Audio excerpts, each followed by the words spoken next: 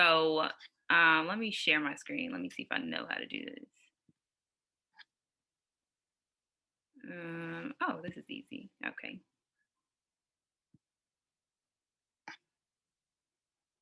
Okay. Full screen.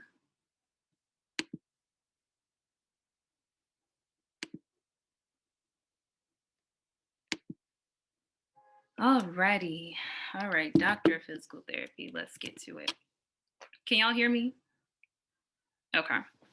All right. So my Hampton intro, alumni edition. So, like Kyla said, I am Sydney Jackson. I am a recent May 2020 graduate from the illustrious Hampton University.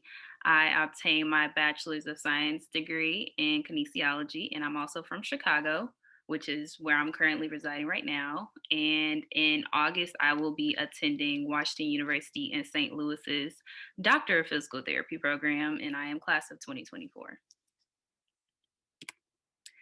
Okay, so campus involvement. So while I was at Hampton, I was pretty involved sophomore through senior year. Freshman year, I didn't really do anything because I was kind of an introvert, but I kind of broke out of my shell sophomore year because I wanted to make more friends and things of that nature. So the first club that I joined was Service Spree, and then I joined Kinesiology Club following student recruitment team. Then I joined Phi Epsilon Kappa, and I also had a work study job. So you see under each bullet point, those are my leadership positions that I held within those clubs and organizations. Now, the reason why I put those there was because, let's see. Okay. All right. So admissions committees love to see leadership roles when you're applying to PT school. Why? Because if you want to become a physical therapist, you're ultimately going to be a leader in the workforce. So they want to see that you have those skills and capabilities of being a leader and basically being able to work with people, because that's what we're going to be doing in our profession. We have to work with all different types of people, individuals, and yeah, you just have to possess some of those leadership skills in order to do your job effectively. All right, let's see. All right, credentials. So I pretty much just put it all out there on the table for you guys because I just want to help you guys as much as I can. So I'm giving you guys all of my stats, literally everything. So my GPA was a 3.6. Oh, I forgot to mention, this is actually my second time applying to PT school. I didn't get in the first go around, which was my senior year, my first semester senior year. I applied to physical therapy school for the first time. Didn't get in. I got waitlisted at 2 schools and rejected from the others. So this go around, it started in July, I believe. Yeah, July. I reapplied to PT school. So these are my credentials from there. So GPA, I had a 3.62. Now, I had higher level prerequisites because I was a pre-pharmacy major prior to being a kinesiology major. So I took chemistry 201, chemistry 202. I took calculus, basically just a level up from what the kinesiology curriculum asked for. So I think that's something that really helped my application itself. So make sure, if you can, take those type of prerequisites, because they like to see that you basically take that challenge. Even though in my situation, I pretty much had to take those prerequisites because I was a pre-pharm major, but it just really looks good to have higher level prereqs. So observation hours, I had a total of 306 hours when I applied to PT school the second go around. And I did a little breakdown here of where I completed my observation hours. So I obtained most of my hours at the Shirley Ryan Ability Lab, which is here in Chicago. I actually started volunteering with them when? I think it was summer 2018 I started. Summer 2018. And so I did those during the summertime. And then once we got to senior year, you have to have Practicum 1 and Practicum 2. So Practicum 1 and Practicum 2 was Dominion Physical Therapy and Tidewater Orthopedics. Those were both in Hampton. The home health was also here in Chicago, but I wanted to put all of those out there because PT schools like to see a variety of observation settings, so that they know that you have a pretty concise idea of where you might want to be in the physical therapy world. Because there are just so many places that you could go with physical therapy. You could do travel, you can do peds, you can do ortho, neuro. Um, it's just so many. Wound care is so many. So definitely get a variety of observation settings so you kind of have an idea of where you want to go. Next, licenses and certifications. So I know you have to get CPR and AED certified for Hampton's curriculum. And that's what I had for the first go around. I just had that certification. Once I started taking my gap year, I decided to go and get some more certifications just to improve my application. So the first one is the psychological first aid supporting yourself and others during COVID-19.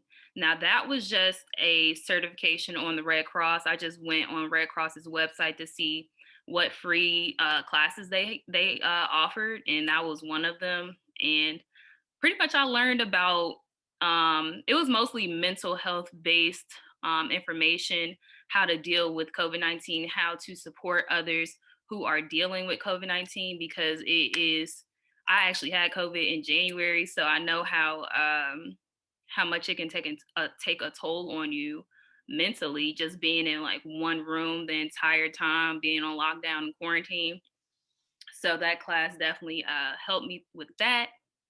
And then this next one, I really want you guys to look into this, is the Anatomy X musculoskeletal cases with Harvard. So Harvard offers free online courses, literally for anyone. You can I Googled it. I think I heard about it from a friend, and I just Googled it, and they have like hundreds of free courses that you could take. And it just so happened they had an anatomy course.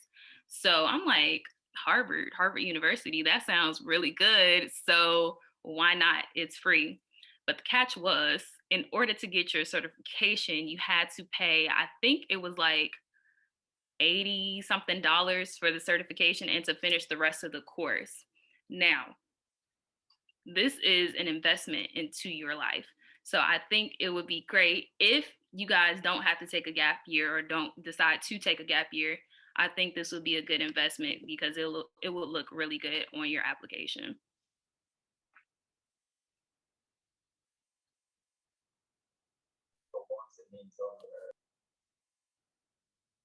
Oh yeah. So if you intend on taking a gap year, yeah, just try to improve your application as much as possible if you do decide to take a gap year. They want to see that you're taking steps, and not just, sitting back doing nothing during your gap year. Uh, it could be employment wise, it can be getting a license, getting another degree, just anything to improve your application. All right, GRE. So, the GRE is different. So, I took my GRE the summer before senior year. And these are my credentials, what I got on it. So, the GRE is broken up into 3 sections. So, you have verbal, quantitative, and writing. So verbal is more so English-based grammar, punctuation, things of that nature. Quantitative is math, and writing is writing, of course. So it's between a 130 and a 170. Now, most schools, I'm gonna say this now, I didn't really do that well on the GRE, but it's not the end of the world, I'm telling you. So yeah, so most schools look for at least a 150. It's recommended that you have a 150 in each section and a 4.0 in writing. So when you see that, when you start applying to your schools, what I did was email the schools to make sure that you would still be able to apply to these schools, even though the recommended score is a 150. Now, you see, I scored below a 150, and I got a 4.0 in writing. But most of the schools, majority of the schools said that, oh, yeah, you can still apply. Like, you won't get bumped out or anything. You just have a higher chance of being selected for an interview or whatever when you score above a 150. And that's basically what I said over here. So Wash U actually did not require the GRE this year, but Temple University did. And I said Temple University because I also got into Temple University as well. So that being said, just because you don't meet the recommended score that they're asking for doesn't mean that you aren't going to get into their program. They look at so many other aspects within your application. Just make sure that those other aspects are strong enough for them to not look too much into your GRE score. But also, if you do score above a 150, that would be great because it opens more opportunities. How did you study? If you study for the Oh, yeah. I got my notes right here and I forgot to even look at them because, all right. So, yeah, I did study for the GRE about 3 months in advance. I've never been a really good test taker, never have, never will be probably. But I feel like with those tests, they don't really display your work ethic as a student. It just tests you on stuff that you learned in high school, which I don't really understand how that even correlates. But how I study, I used magoosh.com, Magoosh. Really good website. I think they really helped me with the writing section the most because I don't really recall seeing that much information that I studied from verbal and quant on the actual test that I took. So I don't know if that really helped me in that aspect, but definitely it helped me in writing because it comes with several practice tests. They have a whole bunch of videos on how to structure your paragraphs, and this, that, and other, what they're basically looking for. And I think that really helped me. I did have a GRE book, but I did not use that at all. But yeah, that's what I used for to study for the GRE. But I also know that you have to really know yourself and know how you are when you're taking standardized tests like that, because I know somebody who studied for 3 weeks and got the same score as me, who studied, and I studied for 3 months. So that just goes to show you need to like just know yourself based off of previous tests that you've taken. All right, essay question. So you guys can just take a snapshot of this. I'm not necessarily going to read it out. I just put it on here because these were some of the essay prompts that I received on PTCast. So I think it would be good to get like a jump start on essays as soon as possible because most of the prompts are similar. They just switch the wording or they add in or take out just certain aspects of the question, but majority of them are around the same, idea. Um, Tip for essays would definitely get someone to proofread. So my first year applying, I didn't get anyone to proofread my essays, and I'm not sure how that impacted me on getting into school, but I know the next go around, I had someone who was an English major who took a look at all of my essays prior to submitting them, and she gave me a lot of constructive criticism and feedback, and I think it really helped because I'm not an English major. I feel like I'm a good writer, but you could always be better.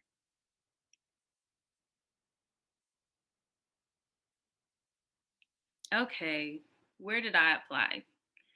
So my first cycle, I applied to 5 schools: Drexel University, University of South Florida, both waitlisted; Belmont University, University of Illinois Chicago, and University of North Texas. Now I got denied from the last 3. But I want to tell you guys to stay on top of these schools because sometimes you get lost in the shuffle for some reason and you never hear back from them. So Belmont never got back to me um, when I applied. Now I applied there I can't remember when I applied, but they never got back to me. So I ended up emailing them asking them about my application status, and they're like, "Oh, sorry, you didn't get in." Unprofessional in my eyes, but I would definitely say stay on top of these schools when it comes to your application status. It doesn't matter if you blow their email up. You just need to stay on top of these schools. But yeah, the second go around, I applied to WashU, Temple, University of South Florida again, University of Maryland, Baltimore, Drexel, Texas Women's University, George Washington University, and University of Texas Southwestern Medical Center. So I got accepted to WashU and Temple, and I was waitlisted at University of South Florida again, um, waitlisted at University of Maryland, Baltimore. Drexel called me. Uh, it was funny because Drexel was like my top school. I applied to them literally when PTCast first opened, and they literally just got back to me like a couple weeks ago, saying that, "Oh, do you want to interview?" And I'm like, "No," because I already like committed. So I'm like, "Forget y'all, whatever. Y'all took too long." So I just canceled my interview for them, and then the rest I was rejected from. Oh, and WashU did not have interviews either. Uh, Temple and University of Maryland, Baltimore did have interviews via Zoom. How were the interviews? Is it just like you and like the admissions director, or So for Temple, Temple was set up. How was it set up? Um, it was me and three other candidates and two a faculty member and a current student. The current student was pretty much the one asking all the questions, and the faculty member was pretty much just sitting back taking notes, I guess. Um, but she was asking questions like she was asking like normal questions, but it was one question that really threw me off. It was like, if you could be it was a whole bunch of animals she listed. If you could be a monkey, a frog, a turtle, a lion, what would you be and why? I'm like, what does this have to do with PT? But I think I said a lion or something. I don't know. I'm a Leo. I don't know. I don't really remember, but it was like a blur. And one thing is funny because um, during my Temple interview, my power actually went out at my house, and I got shut out of the entire interview. So I had to go on my little hotspot and get back on. I'm like, oh, I'm sorry. But yeah, anyway, yeah, so that interview was like, I felt like I bombed it, honestly. But I came back and they said that I was accepted. So I was like, okay. And then University of Maryland, Baltimore, that was a 5 hour interview on Zoom. Uh, that one, they pretty much ran through like tours and stuff like that. We talked to students, and then they did the group interview again. It was like five of us in the group interview and two faculty members asking questions. Um, but yeah, I can't really remember the questions now. It's kind of like a blur. But I do have a list of interview questions. If you guys would like those, I can send them to you, Kyla, and you could just like send them out because I have like a whole list from like last year and the year before that. Okay, so my improvements. So where did I improve? How did I improve my application from the first year to the second year applying to PT school? So of course, I increased my GPA. I obtained more observation hours, gained more certifications. I got an extra recommendation letter. So for in regards to recommendation letters, I received five recommendation letters my second go around, three from physical therapists from three different settings, employer and professor. Uh, and then also during my gap year, I was a volunteer coordinator for a nonprofit organization here in Chicago called Coffee, Hip Hop, and Mental Health. That also looks good. Leadership role, helping the community, things of that nature. Anything that will improve your application. And I also like to volunteer in my free time anyway. So it was kind of just a plus plus for that. And then I also had a job as well, which I recently quit. And then also, um, No, I'm here I for I quit a job during this past couple. What'd you say? I quit a job too in this past You couple. did? It seems like a That's lot why I of was laughing. That's why yeah. I'm here with you. Yeah, I'm like, yeah, no thanks. So yeah, I'm just trying to enjoy life right now. Before I go to PT school, and you guys probably won't ever see me again. But yeah, so I'm just trying to enjoy life right now. But yeah, the most important one I think on this slide would be to apply early. So my first year, I didn't send out my first application until September 30th. Now that's late because PTCAS opens in early July. Now, I mean, for obvious reasons, these schools are selecting candidates, each month pretty much. And you don't want to be on the back burner, last person to get a group interview or, just in the last selection of people. So this year I was on it and I applied literally the day that PTCAS opened. So I think that was a huge factor in why I received 2 acceptances this year. Um, and I feel like there was something else I wanted to talk about on this one. I think Julius asked a question about how did you increase your GPA? Oh, okay. I didn't see that. How do you even see questions? It's probably just because you're sharing your screen. Oh, okay. Um, what was the question? I'm sorry. How did you increase your GPA during the gap year? Oh, okay. So basically, I increased my GPA because the first year that I applied, I was still a senior. I was still a first semester senior. So once first semester grades came out, my GPA increased, and then second semester, I think I got all A's again, and it increased some more. So it just went up to a 3.62. I think before what I applied with first go around was like a 3.56.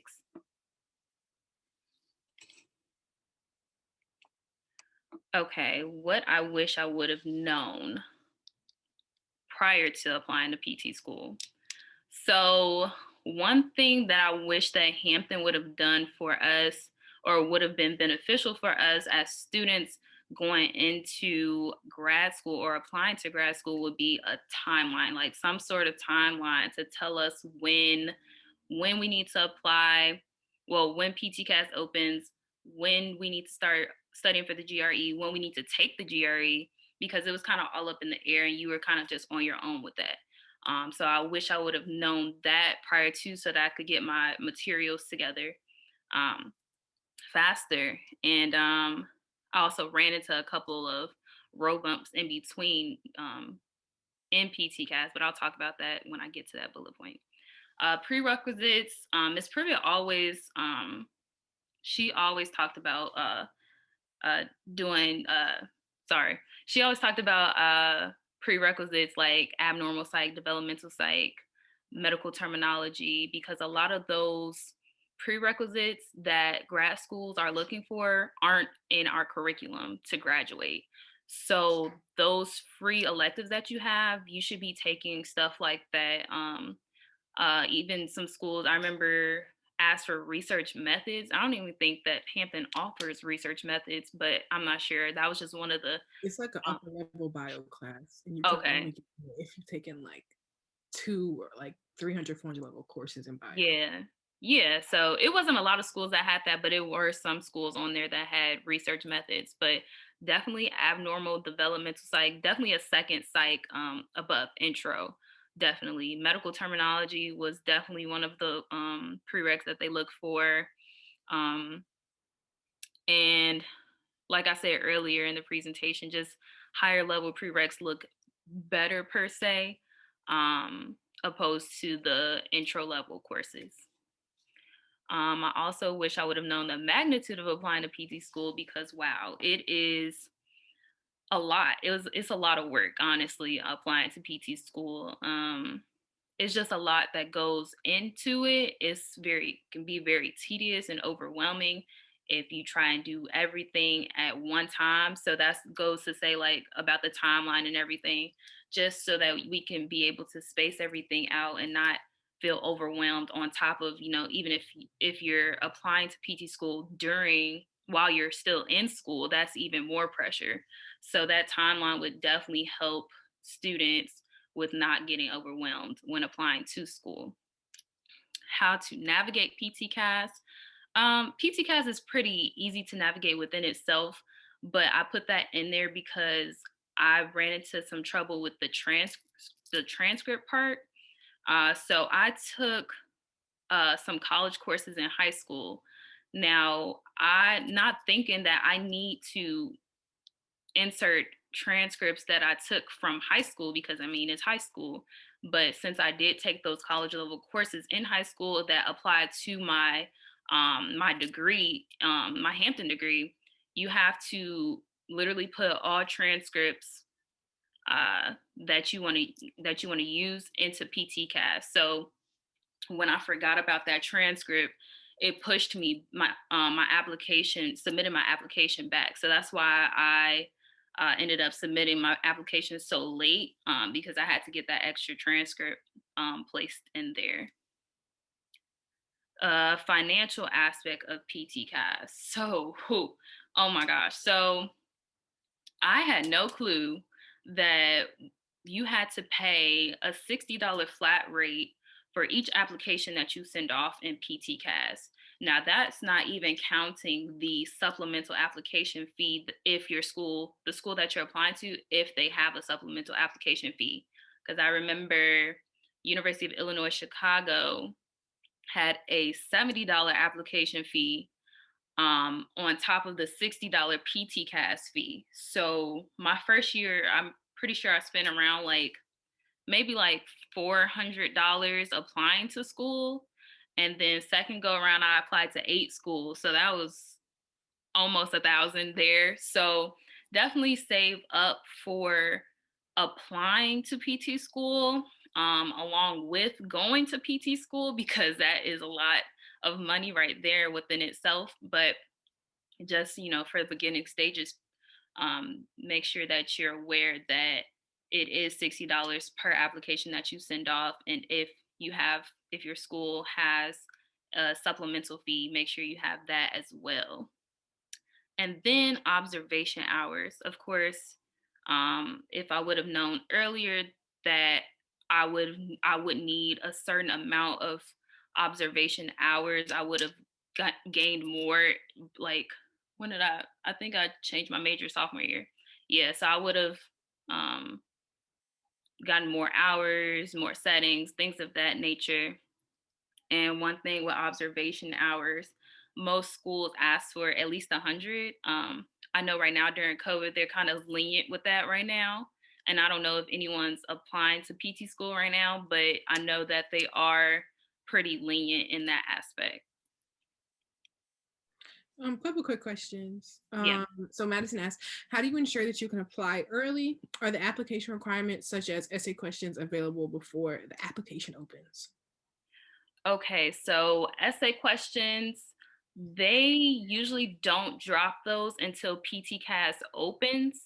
Uh, but some schools do have their essay questions on their website, on their physical therapy website. If you take a look at that specific school, they may have it on there, but if not, they're probably just waiting until PTCAS opens to drop, all of their materials. And then Julius had, did anyone tell you the purpose of the pricey application fees? Like, why are they so expensive? No, I wish I knew, but no, they never said anything.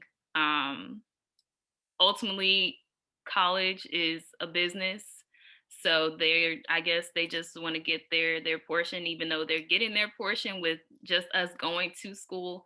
I don't know. They just want us to be broke. I don't know. I'm not sure. I wish I knew. Okay. So I'm not. Is Miss Privet on here or no? No, I don't think she's on here. Okay, well, I inserted this little suggestion box for the department just in case, because I think that providing that overview for each career path would definitely help students when it comes to post undergrad and what they want to do for their secondary degrees. And also for Kinesiology Club, I said to like maybe hold information sessions hosted by recent alum on how to navigate PTCAS and GRE and essay workshops and things of that nature. Anything that would help this process, this very tedious process. Okay, why Wash U?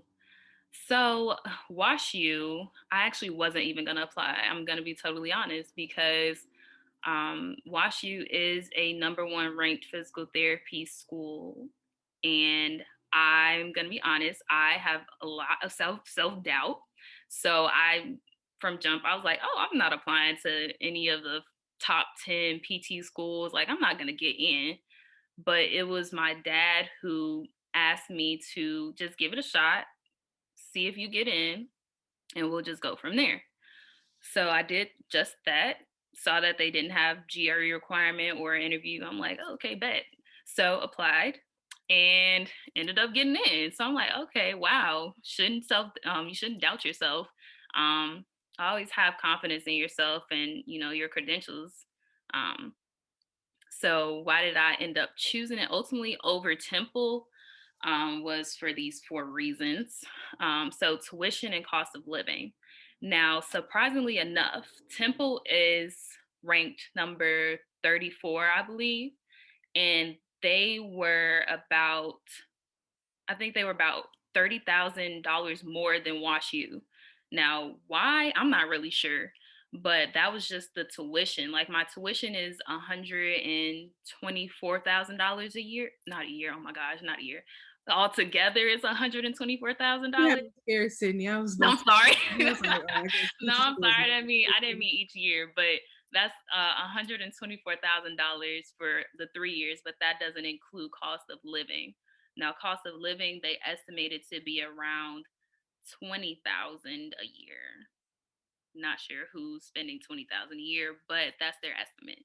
So, we're looking at about like $200,000 for WashU, but Temple was like 250. So I'm like, okay, WashU's cheaper. And also WashU is in St. Louis, so cost of living is a little bit lower than living in Philadelphia. So yeah, that was that. Their student outcomes were really, really good. 100% graduation rate, 100%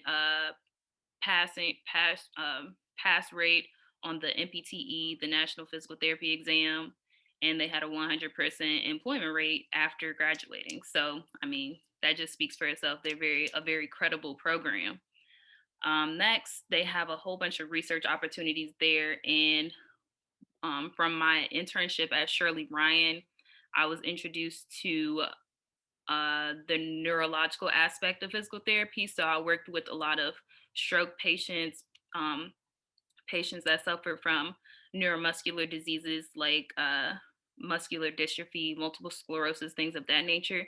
So I found an interest in that. And they actually have a research area in neuro within our program. So that was definitely something that that I'm looking forward to. And of course, rank. But I wanted to speak on rank for just a little bit because people get caught up in rank. Yes, it is the number one program, but that doesn't necessarily mean that any of the other schools below them are not not as good, because ultimately you just want to get into a physical therapy school that is accredited by the CAPTE.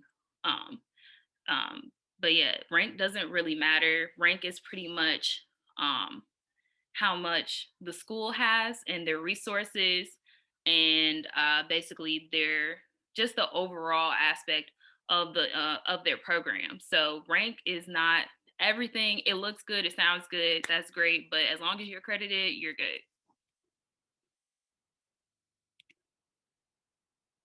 Oh, so when deciding which PT school to attend, take into consideration the location, total cost, program layout, resources, and things of that nature. Okay, so this jumble is what my DPT curriculum is looking like at WashU. Now, I'm going to be 100% honest. I don't fully know how to read this yet because my preview day is actually tomorrow, so I'll get to understand this a little bit more. But from my understanding, you can see on the left hand side, you have year 1, 2, and 3. Majority of um, year 1 is lecture based, which is the dark blue. And then you have some clinical education, which is you actually going into the clinic or hospital, wherever you may be doing your internships at. Um, and then year 2 is some more learning. And then year 3 is mostly clinical based learning. But yeah, you see that I learned that PT school, you don't really get that long of a break. It's pretty much a couple weeks and then you're back at it. But yeah, all right. So I'm gonna open it up to question and answer, but I wanted to tell you guys about this other program that I'm actually going to in June, University of Maryland Eastern Shore Gap Workshop Program. So that program is basically a preparatory anatomy course offered at UMES for a total of 3.5 weeks. Now, there you get to learn about anatomy and you get to dissect cadavers. So I put this in here because it was brought to my attention by a physical therapist who obtained his degree from Hampton and he also obtained his master's from Hampton. We all know how important anatomy is when you go into PT school. That's like one of the first classes that you take in PT school and often one of the classes that people struggle in the most. So he was like, Sydney, I think you really will benefit from this program. He went to the program himself and he learned so much from it and he speaks very highly of the program. So I signed up for it. It was $500 to join the program. All you needed was an acceptance to PT school. It's not just for PT students either, but it's for med, OT, pretty much health field, but it is catered to physical therapy students. So if you are taking a gap year and your program isn't starting until like after June, then I think this would be a great program for you guys to check out. Um, so yeah, I'll let you guys know how that goes once I go and actually do it. But yeah, I just wanted to put that in there. And of course, I had to plug myself. I have a YouTube channel. It's called Sydney Michelle. And I do have a lot of PT related videos on there. I originally created it as a physical therapy channel, but then I wanted to expand it a little bit more because I enjoyed it just so much. So I included my lifestyle and natural hair, of course. But yeah, I will be putting in some more physical therapy videos for you guys if you would like to check that out. And I'll also put my email down there just in case anyone had any other questions that they didn't want to ask, in the chat. Any questions? Yeah, so you talked about like the things Hampton can improve, but like are there some hidden gems we should be looking out for in resources Hampton does have that we should use, or specific faculty members we should, other than of course the wonderful Mrs. Privet. I would definitely say Miss Privet was my go-to person at Hampton. I think that was just one thing that Hampton lacked was resources for kinesiology students. Even when it came to like career fairs and things of that nature, you didn't really see that many physical therapy physical therapists there or occupational therapists. It really wasn't catered to us, and I think that Hampton should improve on that. But yeah, I wish I had some. I wish I had some hidden gems at Hampton, but I, I, yeah, Miss Privet was the gem. I think so. I think she was the gem for me.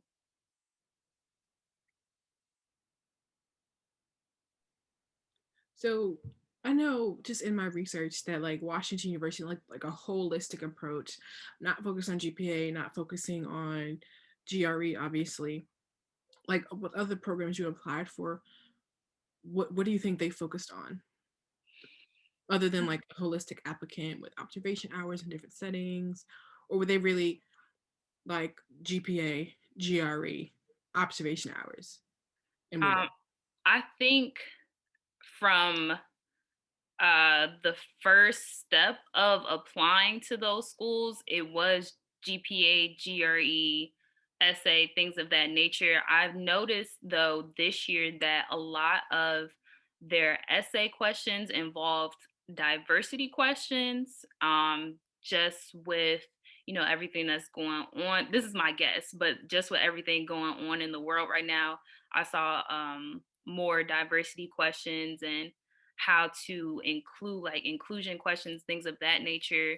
But I think they dug deeper if you got an interview with them. If they offered an interview, they wanted to know you as a person and not just, who you are on paper. No, I did notice that too, and we had a session with Wingate University, and like their director of diversity and inclusion was like, as a career or as like a whole practice, they're all trying to get more diverse in Mhm. various programs across the country. Yeah. So that's good to know because I looked at pictures on like Washington University's website, and it's just a lot of white women. Hmm. And Yeah. I was like, well, look, city's gonna be a little chocolate drop in. Yeah. We have a Right. a Facebook group with everyone who's been accepted to the program, and it's majority white people, white and Asian. Hmm. I think it's like 6 Black people. But oh, I forgot to tell you guys that my program is like one of the largest Yeah. programs. We have about 80 something students, and most programs only accept about 40 to 50. I've seen as low as 30 something in a program. So my program is quite large compared to these other programs. Do you like? I don't know. You probably don't know yet. But like, do you think there was like a lower amount this year because of COVID? Just like we can only have so many people in a room, or have they been consistent in past years with hitting that 80-90 mark? Yeah, they've been pretty consistent. They've been known to have a pretty large incoming class, around like 80, 90. There's actually 130 people in the Facebook group right now, but I don't think those are all the students that have accepted the offer to come to WashU. So at WashU, I know some schools they have like pro bono clinics or specific outreach days or outreach organizations. Was that a consideration when you were applying to this program and other programs? So the pro bono clinic was a huge factor for me, but that was at Temple. So Temple offered the pro bono clinic um, for underprivileged people in the community, and the students actually would go out and work there, even as their clinicals. They would go there and do their clinicals there. So I thought that was pretty cool. But I don't think that WashU has a pro bono clinic. I haven't read that anywhere. But I should look that up. That is definitely something I should look up. I'm write that down. And at your school, my final question. Yeah. Are there opportunities, or have you heard of like current students doing rotations like not in St. Louis, not Missouri, not the Midwest, like going to like maybe even abroad, Hmm. maybe not. Yeah. Yeah. So they definitely encourage students to uh have their clinicals outside of St. Louis. I know that they're pretty much all around the world. Not right now. Well, around the nation. They do offer clinicals in Costa Rica. Costa Rica, I believe they said Europe. I can't remember the other one, but I remember Costa Rica and Europe were two of the ones that they send their students to. So hopefully I get to do that. I want to go to Costa Rica. I'd love to see you there. I know the pictures will be wonderful and the stories will be even better. But any more questions? I feel like I just asked 20. Every question actually. Oh yeah. Okay. So, hey, how you doing? My name's Kanan. I'm a Hi. sophomore, Kinesiology major, obviously, and I'm Mr. Kinesiology here for the school Okay, year. cool. Okay. And my question was, does your school offer graduate assistantships? They do. Okay. So we actually just applied for those in January, I believe. They have research assistantships where you get to work in the lab with professors and you earn money on the side by doing that. They also have work study opportunities. Uh, and then they had some merit-based scholarships, but they don't really give out that much money, honestly. I heard only a couple students got it. I think like about 20 students got scholarships. I was not a part of that group, but 20 students did get scholarships out of like the 90 of us that are coming to WashU. But yeah, they do offer assistantships there. That's good. And I wanted to say, this isn't a question, but I just like how, you made the best of your gap year and really just use that as motivation just to improve where you needed to and just like continue your journey. Thank you. Thank you very much. You got to keep pushing because nobody's going to do it for you. So, yep. All right, one final question. How did you deal with that rejection during the first go round? Did it I was like, oh, I'm not going to do PT school at all, or I'm going to get my stuff together and try again? So that's a good question. Okay, so I'm gonna be honest. It really hurt when I found out that I did not get into Drexel because I literally did great on the interview. I know I did great on the interview, but ultimately it came down to I applied too late, and I was a part of the last interview group with Drexel, and I actually reached out to them and asked them why necessarily I didn't get in or why didn't I get an acceptance letter because I was really confused about it. And they got back to me and they basically summed it up to they had already filled up their class and they were just waiting for people to accept or deny the offers and will basically just get back to you if a spot opens up. So just from that, it kind of gave me some type of I guess some type of reassurance because in my eyes, that told me that, oh, I can get into PT school. I just needed to apply earlier. So that's kind of how I took it and ran with it. And I also knew that improving my application would just ultimately get me more acceptances in the future. So that's kind of how I took it. I was hurt about it, but you can't let that stick with you forever because then you just you get stuck in that cycle. So you just got to get out of it and keep it pushing. That's great advice. Madison said, at WashU, what type of teaching style do they have? I know some schools have team-based learning over a more individual approach. One thing that they definitely reiterate at WashU is that it is a team effort and no one is in competition with anyone. So when you get to PT school, a lot of people say GPA is no longer a thing. It is, but it's not. It's not as they don't look at it as much. They just want to make sure that you are passing your classes, and no one's really trying to be on top of one another. It's just getting through PT school together because ultimately you all have the same goal. That's the one thing about the difference between undergrad and grad school. Undergrad, people are going this way, that way, wherever their own paths. But in grad school, you're all trying to become a physical therapist. So you're all there to help each other and work as a group to get the job done. So yeah, it's definitely I would definitely say it's group based, a lot of group based work from what I've seen and what I've read on the website and people that I've talked to that already go there.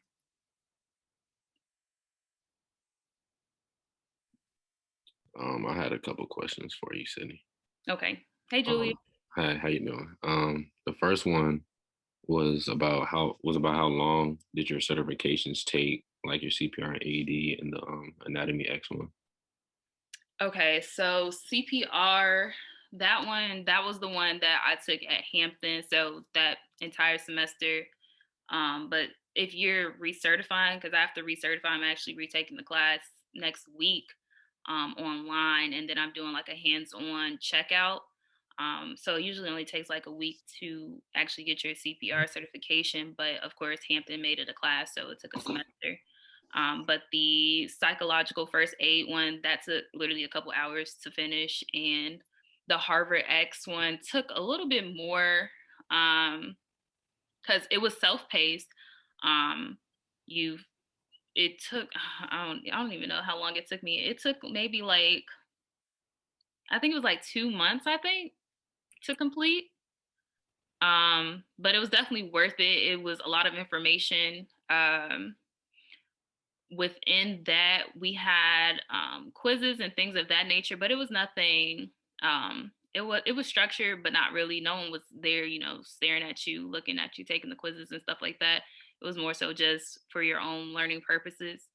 And they had like mini exams at the end of each section, but it was pretty easy. It didn't take long, and you only had to get a certain percentage in the class to get your certification.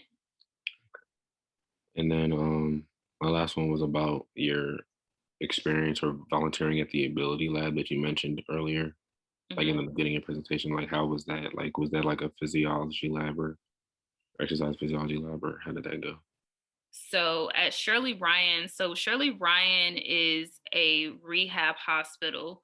It offers, they have innovation centers in brain, spinal cord, muscles, nerves, bones, cancer, pediatrics. They have literally everything there. They have, I shadowed in the outpatient clinic, the inpatient clinic, which is how I found out that I wanted to do inpatient neuro, because I didn't really enjoy outpatient that much. I shadowed on the peds floor.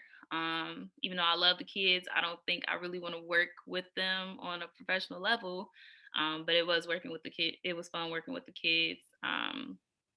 But Shirley Ryan really stood out because they had so much technology there, like things that you never thought you would think you would see. Like they had an anti-gravity treadmill. Like who thinks of that? I mean, I've never seen anything like that. And that's one thing about I'm glad you asked that question, because a lot of my classmates at Hampton ended up switching their majors from Kines because they hated the practicum experience that they had in Hampton. Now, I'm just here to say that the experiences in Hampton aren't the only experiences that you should base your career off of, because I myself didn't really have that much fun at my practicums because they were kind of slow paced, more geriatrics. But at Shirley Ryan, you saw all ages. So, and all different types of injuries and disorders and things of that nature. So I think that Shirley Ryan is pretty much the reason why I decided to stick with PT, because if I would have only gotten to see Hampton's side of PT, I don't think I would have really enjoyed it that much. Cool. Yeah, thank you. Appreciate it. You're welcome. So another question about practicum. So we're not in person right now, obviously. Right. And people are doing practicum across the country. At Hampton, where do most of you guys do practicum? I know some people do like sports med at the school or like pivot in like Dominion, but other than that, what do most people do their rotations? Yeah, I did my practicums at Dominion and Tidewater Orthopedics. Some of my friends were at pretty much clinics, the same type of clinics that focused on like hip replacements and shoulder replacements, orthopedic stuff like that. I'm trying to think if anyone had like a practicum that stood out, but they were pretty much all the same. I know that there was an aquatic physical therapy in Hampton, but I don't know anyone who actually shadowed there. But I remember seeing that they did have one of those. But they were all pretty much outpatient clinics in Hampton. All right, any more questions, guys? Okay. Thank you, Sydney Jackson. Thank you, everybody who was able to come out tonight on this Friday night. You told us a lot, and very valuable. I can send this recording to you as I'm saying it, you'll be on the recording. And her email is below, and everybody who is here will get the recording and her information as well as information on the UMES program and the interview questions. Good luck applying to everyone. Good luck to myself. And make sure you like, comment, and subscribe at Cindy Michelle on YouTube. Thank you for having me, and thank you guys for joining and listening.